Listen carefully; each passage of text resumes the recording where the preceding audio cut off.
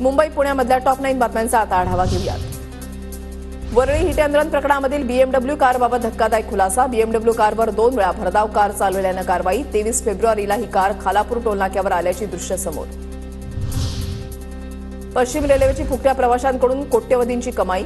3 महिन्यामध्ये 7,84,000 प्रवाशांकडून 52 कोटी रुपयांचा दंड वसूल.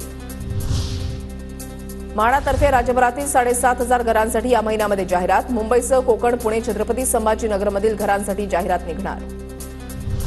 उल्हासनगरमध्ये पहाटे प्लास्टिक कारखान्याला आग, लाखोंचं नुकसान, जीवितहानी नाही. शॉर्ट सर्किटमुळे आग लागल्याचा प्राथमिक अंदाज.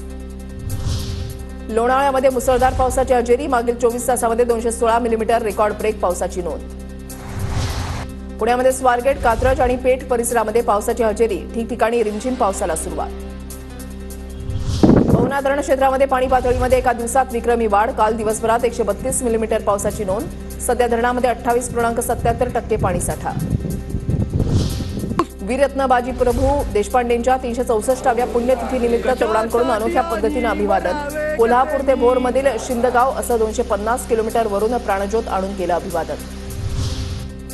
भोरमध्ये पुणे जिल्हा परिषदेच्या प्रकल्प संचालकाकडून पीएम जनमन आवास योजना घरकुलांची पाहणी.